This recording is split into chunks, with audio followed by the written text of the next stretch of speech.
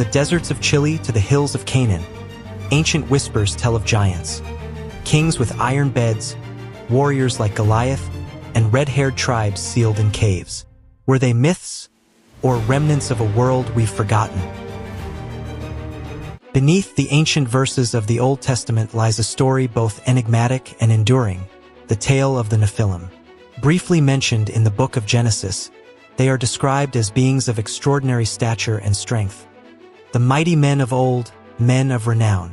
Their origins are equally mysterious. Some interpretations suggest they were the offspring of the sons of God and the daughters of men, a union that defies simple explanation. Archaeologists and biblical scholars have debated their nature for centuries.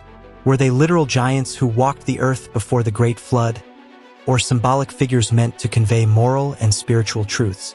Ancient Hebrew texts, including the apocryphal book of Enoch, expand the account, describing them as powerful beings whose corruption and violence were so great that they contributed to humanity's near eradication in the deluge. Scattered across the globe, there are traditions that echo the Nephilim's description. Colossal skeletal remains reported in early archaeological records, megalithic structures whose scale suggests builders of unusual size, and oral histories among distant cultures that speak of an age when giants ruled the land. Yet, no conclusive physical evidence has ever been universally accepted by the scientific community. The Nephilim remain suspended between history and myth, part scripture, part speculation. Their story forces us to consider the possibility that our understanding of humanity's earliest chapters is incomplete. Were they divine rebels, ancient rulers, or an allegory woven into sacred text? The truth, perhaps, still lies buried in the layers of earth and in the silence between the lines of scripture. In the rugged lands east of the Jordan River, an ancient figure looms large in biblical history, Og, king of Bashan. Described in the Old Testament as the last of the Rephaim, his name is tied to a lineage of giants said to have once inhabited the Levant. The Book of Deuteronomy offers a rare physical detail. His iron bed, preserved in the city of Rabbah, measured an extraordinary 9 cubits in length, over 4 meters, a testament, perhaps, to his legendary stature. Og's kingdom encompassed fertile plateaus and fortified cities, strategically vital in the Bronze Age. Archaeological surveys of the Golan Heights reveal megalithic structures and stone circles, some so massive and precise that they invite speculation about their builders. While mainstream historians attribute these to human hands and ingenuity, others wonder if such feats are echoes of a time when beings of unusual size and strength held power. In Scripture, Og meets his end at the hands of Moses and the Israelites, his fall marking the end of the Rephaim. Yet the brevity of the biblical account leaves much unsaid about his origins, his people, and why his survival mattered enough to be singled out. Was Og a towering warrior whose height and might were literal, or a symbolic remnant of a fading era? The stones of Bashan still stand, weathered but enduring, as if guarding a memory the earth has yet to surrender. Somewhere in their silent shadows may linger the final whispers of the last giant king. On the battlefield between the Philistines and the Israelites, one figure towers in both stature and legend, Goliath of Gath. The Old Testament portrays him as a warrior of extraordinary height and strength, his armor alone weighing as much as a man. Clad in bronze, armed with a massive spear whose shaft was like a weaver's beam, Goliath strode forward each day to challenge Israel's champion, his voice carrying across the valley like a war drum. Ancient measurements preserved in Scripture suggest he stood between 6 and 9 feet tall, depending on the manuscript source. While debates over his exact size persist, his reputation as the embodiment of Philistine might is unquestioned. Archaeological excavations in the region of Gath, modern Tel Es-Safi, reveal a city of impressive fortifications and a culture skilled in metallurgy and warfare, lending historical depth to the biblical account. The confrontation between Goliath and the young shepherd David has transcended its battlefield origins, becoming a timeless metaphor of the underdog's triumph. Yet beyond the moral lesson, questions linger. Was Goliath one of the last descendants of the Rephaim, a living remnant of an ancient race of giants? Or was his size a rare but natural anomaly, amplified by generations of oral tradition. In the dusty plains of ancient Judah, where stone and soil still bear traces of forgotten armies, the shadow of Goliath endures, a reminder that some legends are born not only from victory or defeat, but from the mystery of the warriors who once walked among us. In the ancient hills of Canaan, long before Israelite settlement, the land was said to be home to a formidable people, the Anakim. Mentioned repeatedly in the Old Testament, they are described as a race of giants, feared for their height, strength, and warrior skill. Their name, linked to a patriarch called Anak, carried an aura of intimidation. In the Book of Numbers, the Israelite spies reported feeling like grasshoppers in their presence. Biblical tradition ties the Anakim to the Rephaim, an older lineage of giants scattered across the Levant. They are said to have dwelt in fortified cities, their strongholds dominating the highlands. Some accounts place them in regions around Hebron, Debir, and the hill country of Judah, where ancient stonework and megalithic structures still the landscape. Archaeological remains, massive walls, oversized stone blocks, invite speculation, though mainstream scholarship attributes these to the skill of human builders. According to scripture, the Anakim were driven out by Joshua's campaigns, with only a few survivors retreating to coastal cities like Gaza, Gath, and Ashdod. Yet their memory persisted for centuries, their name evoking the lingering presence of something extraordinary in the land's deep past. Were the Anakim literal giants, descendants of a mysterious pre-flood lineage, or simply a metaphor for formidable enemies? The answer remains buried in a blend of history, myth, and sacred text. But in the enduring echoes of their name, the shadow of the Anakim still walks the high places of Canaan.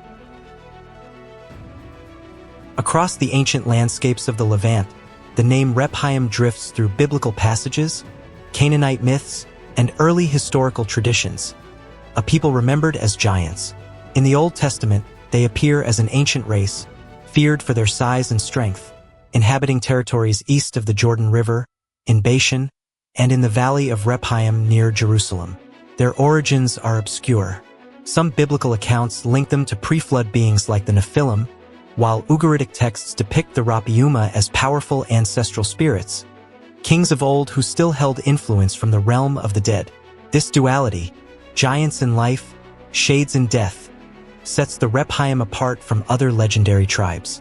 Archaeological surveys in their supposed domains reveal megalithic tombs, dolmens, and massive stone circles, such as the enigmatic Rum El Hiri in the Golan Heights. Though mainstream archaeologists attribute these structures to Bronze Age cultures, their monumental scale feeds theories of a people of unusual stature and capability. By the time of Israelite conquest narratives, the Rephaim were said to be nearly extinct, with figures like Og of Bashan described as their last kings. Yet their presence lingers in place names, ancient poetry, and regional folklore, suggesting they once loomed large, both literally and culturally. Were the Rephaim a historical tribe whose memory was magnified over generations, or vestiges of a mythic era when giants walked the earth? In the silent valleys that still bear their name, the answer may be waiting, just beyond the reach of history. In the oral history of the northern Paiute people of Nevada, there is a tale of the Etched, a tribe of red-haired giants who once roamed the Great Basin. Their name, translated as Tule Eaters, refers to the fibrous water plants they wove into boats and tools. According to legend, these giants were fierce warriors and, at times, enemies of the Paiute, known for their aggression and resistance to coexistence. The story tells of a final conflict, when the Paiute and their allies drove the surviving Etched into a large cavern. Fires were set at the entrance, and the giants were trapped inside, never to emerge again. Generations later, this cave would be known as Lovelock Cave. In the early 20th century, guano miners excavating the site uncovered a trove of artifacts, woven materials, stone tools, and human remains.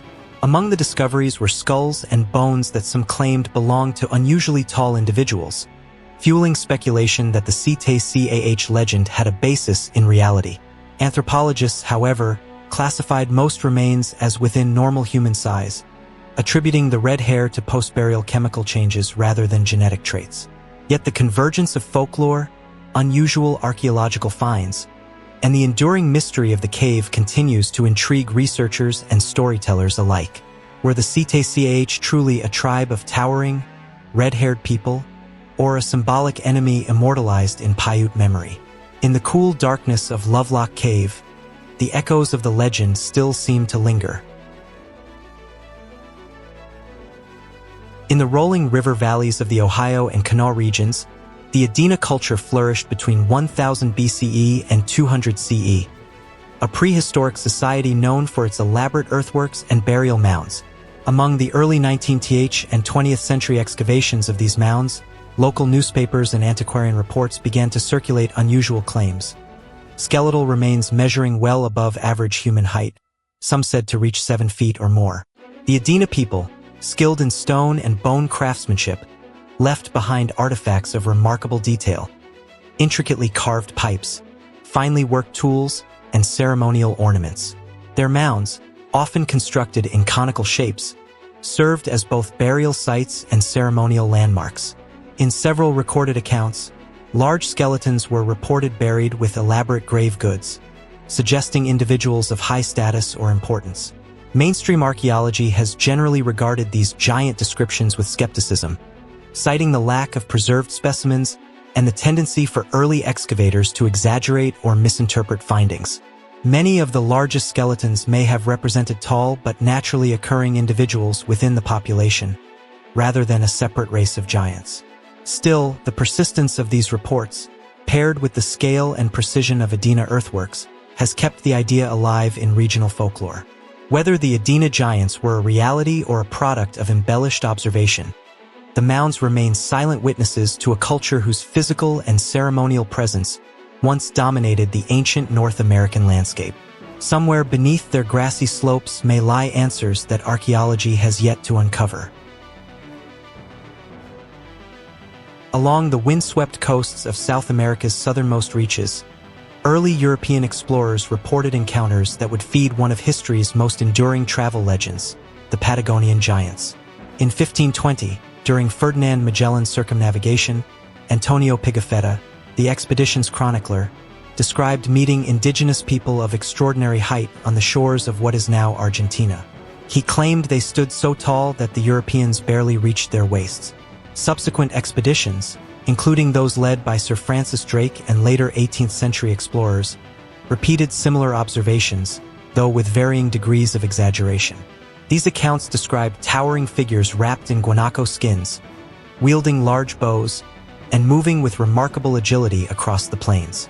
The name Patagonia itself is thought to have derived from Patagon, a term used by Magellan's crew to describe these supposed giants. Modern anthropology identifies these peoples as the Tehuelche, a tall but not superhuman indigenous group, with average male heights in the 18th and 19th centuries reportedly exceeding 6 feet, impressive for the era, but far from the mythical proportions described in early journals. Yet the image of the Patagonian giant persisted for centuries in maps, literature, and maritime lore. It served as a symbol of the mysterious and untamed ends of the earth, where the boundaries between fact and imagination blurred. Even now, in the empty expanses of Patagonia's grasslands, it's easy to see how the vastness of the land and the stature of its people could inspire legends that walk taller than reality. In the rich tapestry of Aztec mythology, the Quinametzin stand as towering figures from a bygone age. Described as giants who lived during the previous sun, a world era before the one inhabited by humans today, they were said to possess immense strength and size, capable of feats beyond mortal ability. According to legend, it was the Quinametzin who built some of central Mexico's most imposing monuments, including the grand city of Teotihuacan, centuries before the Aztec Empire rose. In Aztec cosmology, the Quinametzin were not merely builders but also participants in the cycles of creation and destruction that shaped the world. Their reign ended in catastrophe, often portrayed as punishment from the gods, clearing the way for the emergence of a new humanity. Surviving depictions and codices portray them as both awe-inspiring and dangerous beings whose power was as much a threat as it was a gift.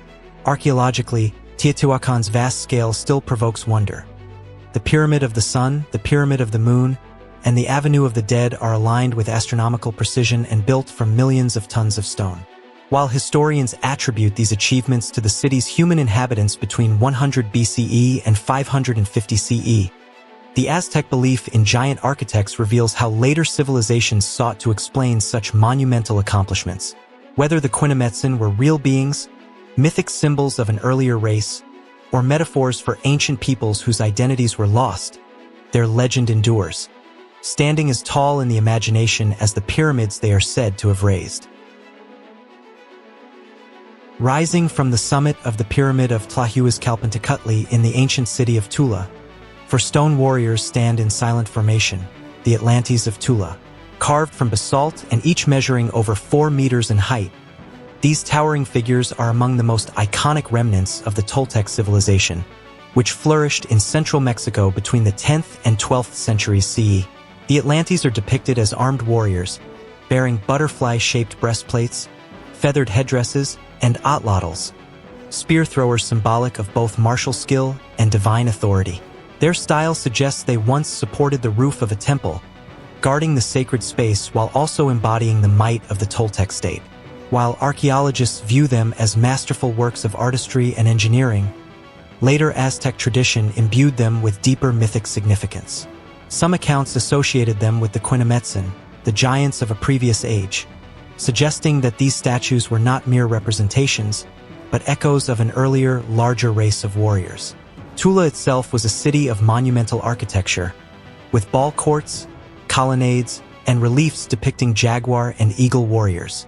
Yet the Atlantes dominate its skyline, their stone gazes fixed on the horizon as if watching for the return of enemies, or perhaps something far older. Whether as lifelike guardians or symbolic embodiments of lost giants, the Atlantes of Tula endure as silent witnesses to a time when myth and statecraft were carved together in stone, leaving behind a legacy that towers over the centuries.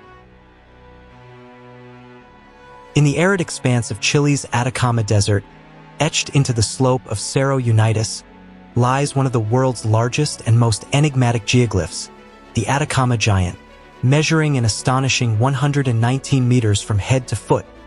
This colossal figure dominates the barren landscape, visible in full only from the air or distant vantage points.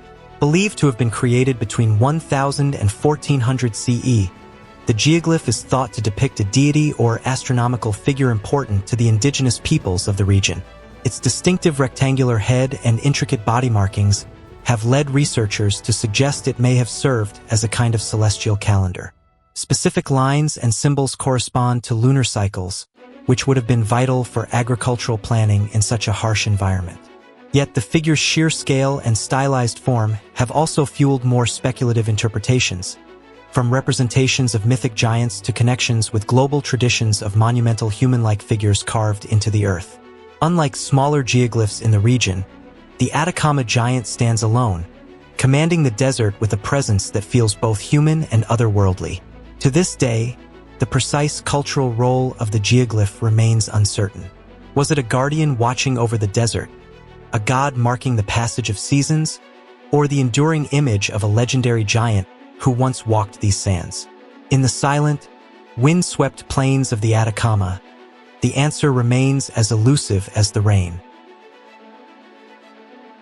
On the western coast of Sardinia, near the village of Cabras, a field of fragmented stone once lay buried for centuries. Pieces of what would become known as the Monte Prima giants. Discovered in 1974, these monumental statues, carved from local limestone, date to between the 9th and 8th centuries BCE and are attributed to the island's enigmatic Nuragic civilization. When reassembled, the figures stand over 2 meters tall, representing warriors, archers, and boxers. Their stylized faces, with wide, circular eyes and geometric features, give them a strikingly otherworldly appearance. The craftsmanship is intricate. Detailed armor, patterned shields, and realistic weaponry suggest not only artistic skill, but also a culture deeply invested in martial symbolism. The statues were found near a vast necropolis, implying a funerary or commemorative purpose, perhaps honoring fallen champions or serving as guardians for the dead. Yet their sheer size and imposing presence have led some to link them to ancient legends of giants, particularly given Sardinia's abundance of megalithic sites, known locally as tombs of the giants. Debate continues over their meaning.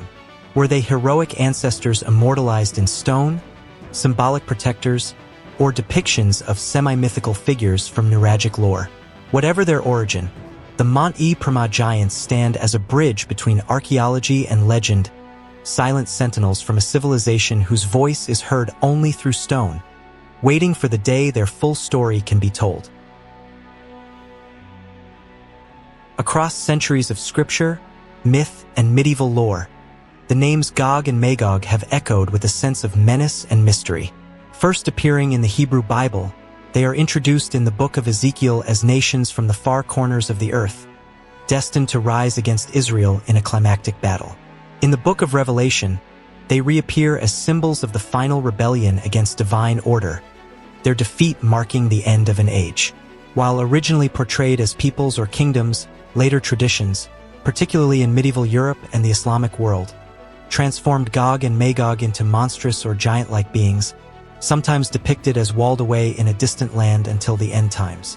The Quran's account in Surah Al-Kahf speaks of Yajuj and Majuj, vast and destructive tribes held back by a great barrier built by Tul-Karnain, a righteous ruler. By the Middle Ages, maps and chronicles often placed Gog and Magog at the edges of the known world, beyond vast mountains or in lands accessible only through mythical gates. In British tradition, they became legendary giants linked to the founding of London, their effigies still paraded in the city's Lord Mayor's show. Whether as apocalyptic forces, distant tribes, or towering giants, Gog and Magog serve as a reminder of humanity's fascination with the unknown and the fear of threats lurking at the edge of civilization. Their story spans continents and centuries, and, perhaps, still waits for its final chapter.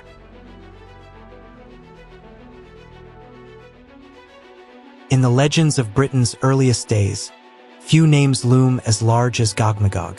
According to medieval chronicles, he was a fearsome giant inhabiting the land long before the arrival of Brutus of Troy, the mythical founder of Britain. Gog-Magog and his kin were said to dwell in the wild, untamed landscapes, their great strength matched only by their ferocity. The most famous account comes from Geoffrey of Monmouth's Historia Regum Britanniae, 12th century. In it, Gog-Magog confronts the warrior Corneus, one of Brutus's companions. During a fierce battle, Corneus wrestles the giant and hurls him from a cliff into the sea, a symbolic victory of civilization over primal force. This scene, often retold in later romances and ballads, cemented Gog-Magog's place in Britain's mythic origin story. Over the centuries, Gog-Magog's image evolved.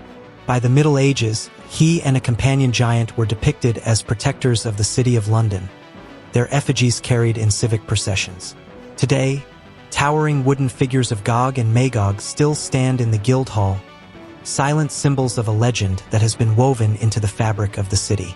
Was Gog-Magog purely a mythical invention, a folk memory of ancient inhabitants of unusual stature, or a story shaped to give heroic meaning to conquest? Whatever the truth, his name endures in place names, ceremonial traditions, and the enduring fascination with giants who once, perhaps, walked the hills and cliffs of Britain. Cut into the green hillside of Dorset, England, the Cernabas giant stands as one of Britain's most striking and controversial chalk hill figures. Measuring 55 meters from head to toe, the nude male figure wields a raised club in one hand, his exaggerated proportions and bold outline visible from great distances. The giant's origins are shrouded in uncertainty. Some historians suggest it may date back to the Iron Age or Roman Britain, possibly representing a Celtic deity such as Hercules or a local fertility god. Others argue it is far younger, perhaps a 17th century creation meant as political satire or rustic art. The earliest documented mention of the figure appears in the late 1600s, leaving a wide gap between its possible creation and recorded history. Over time, the Cernabas giant has gathered layers of folklore. Local traditions once claimed his form could promote fertility, with couples spending the night on the figure said to increase their chances of conception. In other tellings, he was a giant warrior struck down in battle, immortalized on the hillside where he fell. Archaeological surveys using optically stimulated luminescence have hinted at an earlier origin than once thought, but the exact date and the reason for his creation remain unsettled. Whether ancient pagan symbol, political caricature, or playful rural art, the Cerne-Abbas giant continues to stand watch over the Dorset countryside, his gaze fixed on mysteries as enduring as the chalk that shapes him. Scattered across the rugged landscapes of Sardinia are hundreds of megalithic monuments known locally as Tombe dei Giganti, the giants' graves. These massive collective tombs, built by the island's Nuragic civilization between 1800 and 1200 BCE, earned their name from local legends claiming they were the burial places of ancient giants. Architecturally, the giants' graves are striking. Each features a long burial chamber, sometimes extending over 20 meters, built from large upright stone slabs or carefully fitted masonry. At the front, a tall central stele, often carved from a single massive stone, forms a kind of gateway, sometimes decorated with symbolic motifs. The size of these structures, combined with the immense stones used, likely fueled the belief that only beings of great stature could have constructed them. Archaeological excavations have revealed that the tombs served as communal burial sites, containing the remains of many individuals, along with grave goods such as pottery, tools, and ornaments. These finds suggest the tombs played a central role in Nuragic spiritual and social life, possibly serving as places of ancestor worship and seasonal gatherings. While the legends of literal giants persist in Sardinian folklore, scholars view the name as a reflection of or rather than historical record. Still, standing before the towering stones of a giant's grave, it is easy to understand why ancient and modern imaginations alike see in them the traces of a race that walked taller than ourselves. In the mist-shrouded mountains and deep forests of the Basque Country, folklore speaks of the Bashan, the Lord of the Forest. Described as a towering, human-like figure covered in long hair, this giant is both guardian and teacher, a being who straddles the boundary between the wild and the civilized. Legends portray the Bashan as a protector of flocks and shepherds, warning them of approaching storms or wolves with deep, resonant cries. In some tales, he tends to his own herds in hidden valleys, living in harmony with nature. Far from being a mindless brute, the Bashan is credited with passing knowledge of agriculture, blacksmithing, and architecture to humanity, making him a culture bringer as much as a forest spirit. Encounters with the Bashan are rare and often tinged with mystery. Travelers who respect the land may find themselves aided by his unseen presence, while those who act with greed or malice risk his anger. His image, massive, strong, yet wise, reflects the Basque reverence for the natural world and its untamed guardians. While no physical evidence supports the existence of such a being, the Bashan endures as a potent figure in Basque identity. In the whisper of wind through ancient oaks and the distant rumble of thunder in the Pyrenees, one might still imagine the watchful eyes of the forest's ancient giant, keeping silent vigil over the land he has guarded for centuries. In the earliest cycles of Irish mythology, the Fomorians emerge as shadowy and formidable beings, a race of giants and sea raiders who came from beyond the western horizon. Often depicted as monstrous in form, with limbs twisted or bodies part human and part beast, they are cast as the primal adversaries of Ireland's early divine inhabitants, the Tuatha Dé Danann. The Liber Gabála Iren, the Book of Invasions, recounts the Fomorians as an ancient people who dwelled in the depths of the sea or on remote islands, descending upon Ireland to exact tribute and spread terror. Some leaders, like Balor of the Evil Eye, possessed supernatural powers capable of laying waste to armies with a single gaze. Others, such as Elitha, were portrayed as more noble, blurring the lines between enemy and ally. The Fomorians' battles with the Tuatha Dé Danann form the backbone of epic conflicts like the Second Battle of Mag Twyard, where the gods and giants clash for the fate of the land. These stories, preserved in medieval manuscripts, weave together themes of chaos versus order, old gods versus new, and the human struggle to tame the untamed. Though their physical existence belongs to the realm of myth, The Fomorians may preserve echoes of ancient seafaring powers or cultural memories of invaders from distant shores. In the restless crash of Atlantic waves along Ireland's rugged coast, the legends of these sea giants still seem to stir, as if their ships might yet return from the mist. In the medieval Welsh Mabinogion, few figures stand taller, both literally and in legend, than Bran the Blessed, Ben de Gydffryn, the giant king of Britain. Said to be so immense that no building could contain him, Bran is portrayed as a wise ruler and a fierce protector of his people. His size matched by a sense of honor and hospitality. The most famous tale recounts Bran's ill-fated expedition to Ireland to rescue his sister, Branwen, from mistreatment by her husband, the Irish king. Leading a massive host across the sea, Bran waded through the waters himself, his colossal form towering above the waves. The campaign ended in tragedy, with heavy losses on both sides and Bran mortally wounded. Before his death, he ordered his companions to sever his head and carry it back to Britain. Miraculously, the head remained alive, offering companionship and protection for decades before being buried beneath the White Hill, the site later associated with the Tower of London, to guard the land from invasion. Bran's story blends myth, sovereignty symbolism, and echoes of older Celtic giant traditions. In him, the image of the giant is not one of brute menace, but of a ruler whose size symbolizes strength, endurance, and the capacity to shield his people. And in the quiet of London's ancient heart, the legend persists, that as long as Bran's head lies undisturbed, Britain will never fall to her enemies.